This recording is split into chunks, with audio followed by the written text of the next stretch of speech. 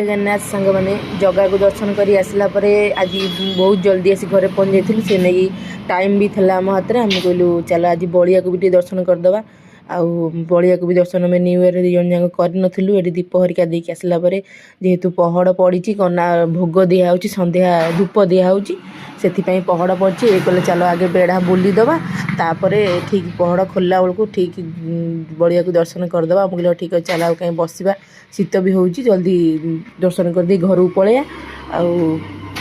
से लगे सब एना बेढ़ा बुल देना सब माँ को दर्शन कर दौचु ये आम आसीगले आम माँ लक्ष्मी तांको भी टे दर्शन करदेलु भलसे देखते कितने सुंदर देखा न्यू ईयर 2026 यहाँ फास्ट आम बलिया दर्शन जगह दर्शन तो सरीगला चलते एवं जीवा जगह